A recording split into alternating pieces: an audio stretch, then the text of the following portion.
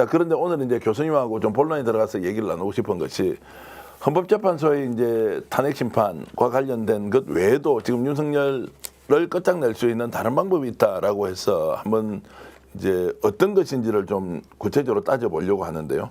그게 지금 원포인트 개헌으로 가능하다. 이렇게 말씀드리면 조금 복잡할 것 같고요. 그냥 국민투표로 가능하다라고 이제 하셨는데 실현 가능성 여부를 떠나서 그것이 어떤 내용인지 설명을 좀 해주시죠. 예, 사실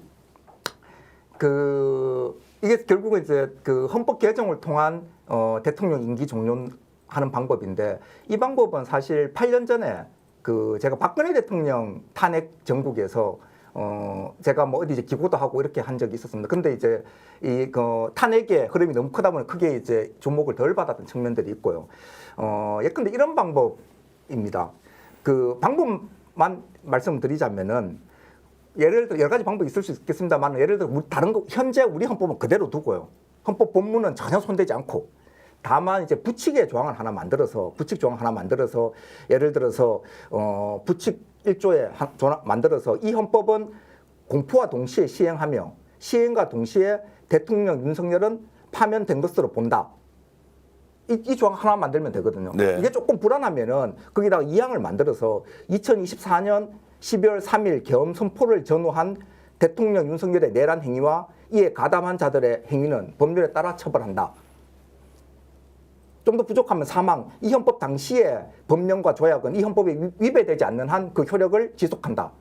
이렇게 만들어서 이 안을 발의를 하면은 발의는 국회 과반수로 할 수 있고요. 아니면은 대통령이 하는 것인가 지금 권한 대행이 하거나 이렇게 발의를 하면은 권한 대행이 20일 이상 이제 기간을 정해서 공고를 해야 됩니다. 그런데 발의하고 난 다음에 60일 이내에 국회에서 의결해야만 하기 때문에 사실은 공고되는 직후에 국회에서 의결하는 절차를 밟을 수 있고요. 네. 국회에서 의결하면은 이것은 제적 3분의 2를 요구합니다. 그러면 대통령 탄핵의 정족수하고 같은 정족수인 거죠.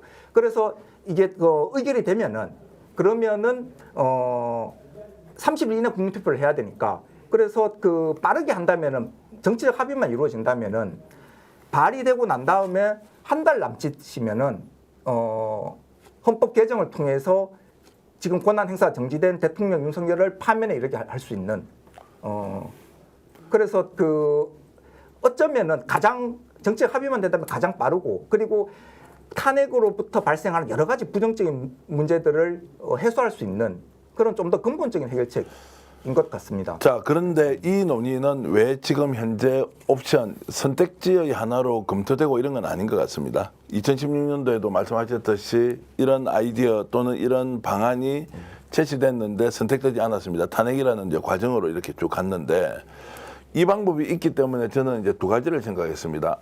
지금 현재 탄핵 심판 절차에 대한 굉장히 좋은 압박 수단이 되겠구나.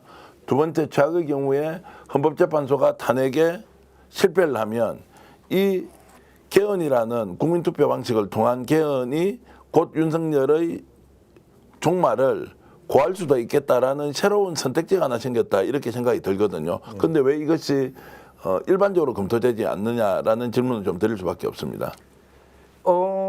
일반적으로 이걸 왜 검토하지 않느냐? 라는 것은 사실은 이제 이런 안들 만약에 이런 안들을 생각하지 못했거나 아니면은 미처 크게 고민하지 않는 경우 짐작하자면은 그럴 수 있고요. 그게 아니라면은 사실은 이제 일반적으로 검토하지 않는 분들한테 가서 이야기를 좀 들어봐야 될 것 같은데 저는 사실은 탄핵보다 사실 이게 더 좋은 방법이라고 생각을 합니다. 더 원칙이라보다 더 현실적이고 더 좋은 방법이다.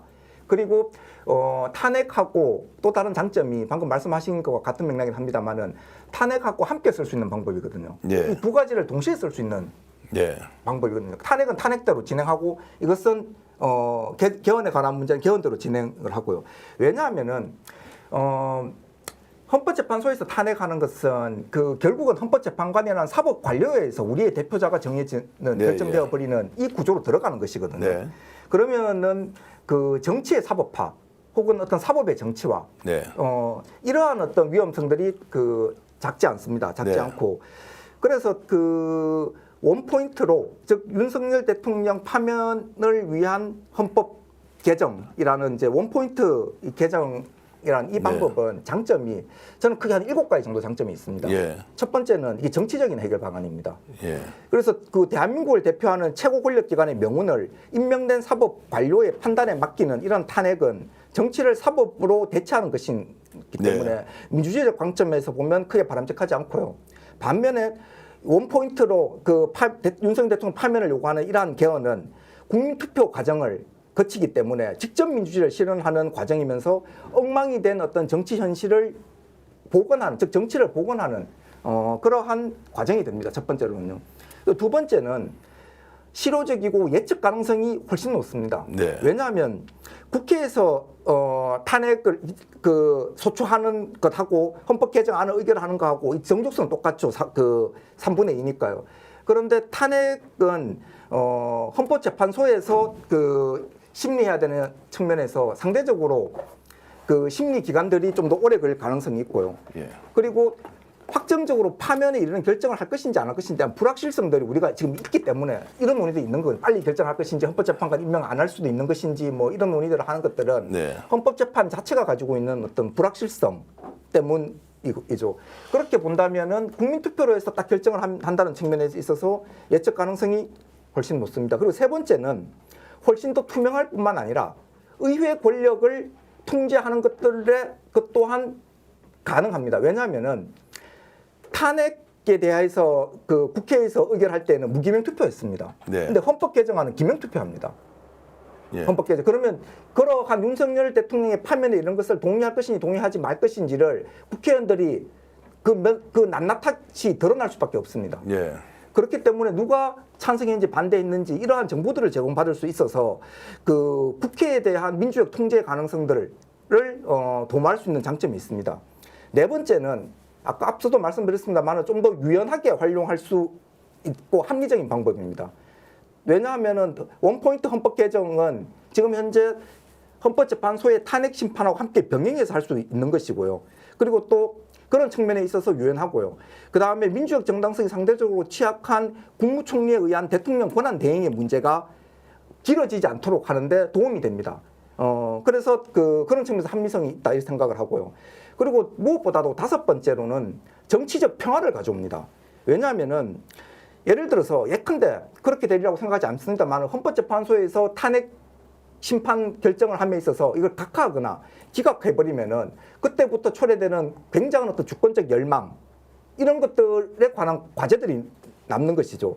하지만 원포인트 개헌에서 대통령을 바로 파면시키는 것은 국민투표를 통해서 종국적으로 확정되는 것이니까 이러한 어떤 오히려 정치적 평화를 가져오는데 훨씬 더 큰 도움이 됩니다.